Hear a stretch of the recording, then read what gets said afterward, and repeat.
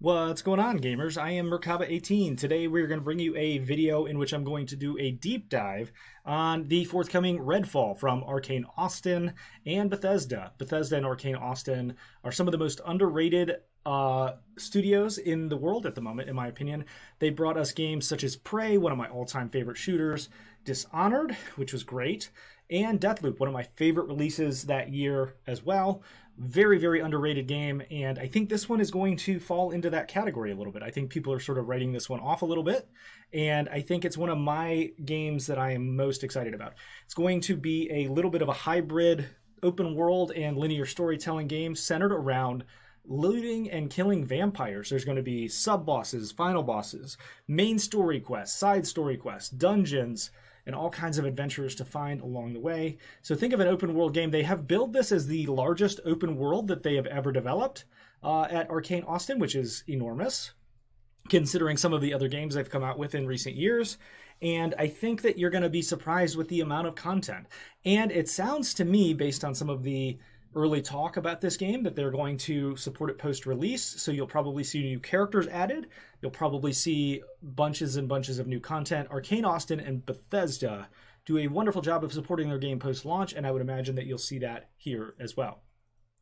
So I want to spend most of my time in this video talking about and deep diving into the characters that you're going to see, because that's where you're going to spend most of your time. This is a game that is centered around a vampire outbreak in the city of Redfall, Massachusetts. And the setting is fun and cool and interesting. It seems very linear, but also open world. It doesn't seem like it's going to have a lot of the same exact tropes that open world games tend to have, but you're going to see a little bit of a hybrid somewhere between that and a linear story game. It's a little bit of a choose your own adventure open world is what I would kind of describe it as. And it'll be fun to see how this plays out over the time that we get into this game. I will be streaming this game live on launch day, May, that month, not March or February. May 2nd, which is a Tuesday, we will be over on Twitch. Make sure to come on by and check it out. Please remember to subscribe to the channel if you have not yet done so, and look for much, much more content from me on this game and many others over the coming year. So Redfall is going to launch with 4 characters, and we finally got a bit of information recently about what to expect from them. So I'm going to dive deeply into those for you. So we got Layla, Jacob, Remy, who has a little bit of a mini robot that she uses with her, and Devender. Each of these classes have some similarities and some differences, as you would expect. So Layla, each character, by the way, has a ability, a movement boosting or enhancing sort of utility, and then an ultimate. So there's 3 total abilities you'll have access to with each character. Now, I would imagine you'll see balancing around that and that kind of thing as we move forward. They do seem to have plans, at least at this point, to add post-launch content in terms of new characters. So watch for those in the coming months.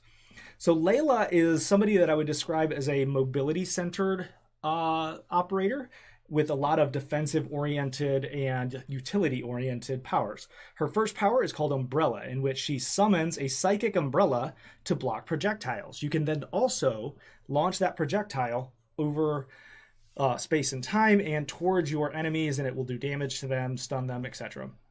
Power number 2 is her mobility, and that is centered around a psychic lift that launches you or others into the air. You can use it as a platform to create a barricade between you and enemies, to lift you or your teammates up to higher levels so that you can get away from the vampires, etc. It's a very oriented around mobility and keeping people out of your way or helping them get away from damage. Her ult is a vampire ex-boyfriend.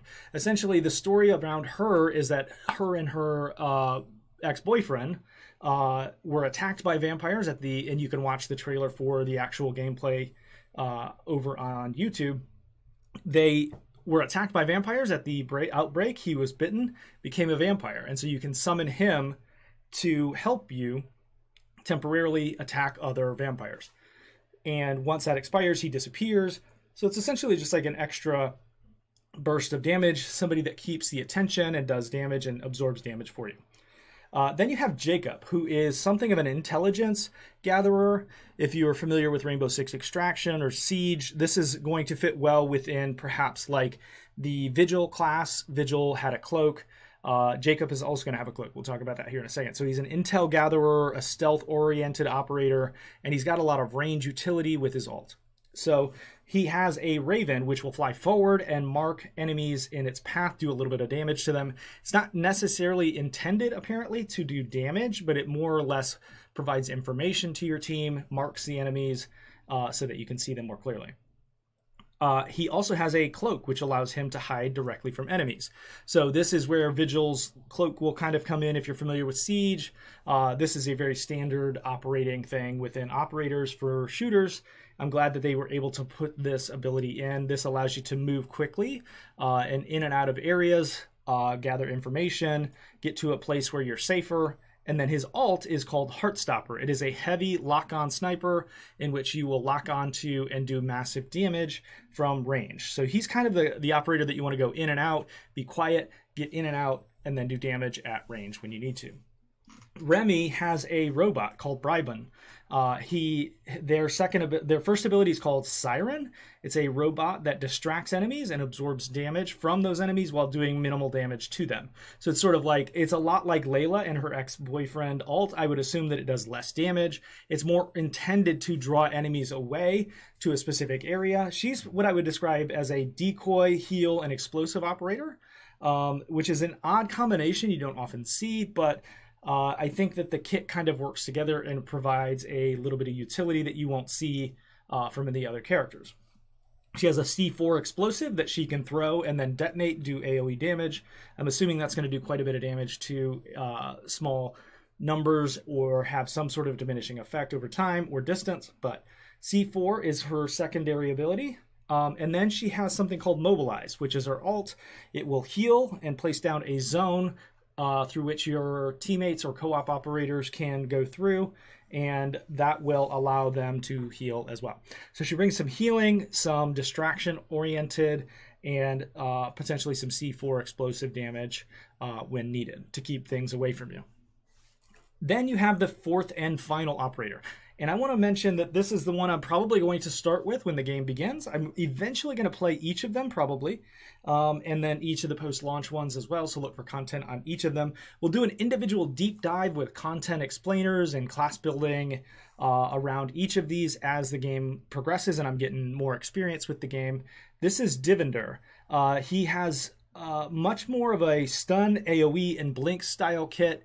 He is much more oriented around close range damage, being up in their face, sort of providing very quick mobility in and out of areas. His first ability is called the Arc Javelin, which is a lightning AoE that throws down on the ground and stuns and does damage to anyone that walks through it. It's a way of sort of like run in, drop it, and then get out as quick as you can with his ult or with other mobility options. So the second ability is his mobility option, which is called Translocate. It is a blink gate in which you set it down, hit the ability button again, and it will blink backwards or forwards, much like a Warlock gate in World of Warcraft, or if you're familiar with some of the characters in Apex Legends, it seems like it works exactly the same as that. Just blink through the gate and move around with ease. Throw down your Arc Javelin, move around, and also, by the way, I should mention that your teammate can also use the blink gate behind you so that you can use it and they can use it as well, which provides a lot of utility for your team. His ultimate is pretty interesting. It's a black light that has been modified to petrify vampires and staggers all humans in a radius. Now, what is unclear to some degree, at least at this point, is whether that petrify is permanent, temporary, whether the stagger is permanent or temporary. Those are the kinds of things that you will hear and see from me as the game progresses and we get to get our hands on it and see what it looks like. But I think that this class is the one that's going to most suit my playstyle. I tend to like to be up in your face, move around quite a bit. The AoE Blacklight Stun and Petrify seems like a lot of fun, and I cannot wait to see what that looks like and get my hands on it. I want to know from all of you what you want to hear and what kind of content you want to see from me in this game. This has been a deep dive on the characters of Redfall, which is coming out in the near future. I hope to see you over on the live stream. Please remember to subscribe, like the comments, and comment below what you think of this game. Thank you so much for watching, and I will see you again next time.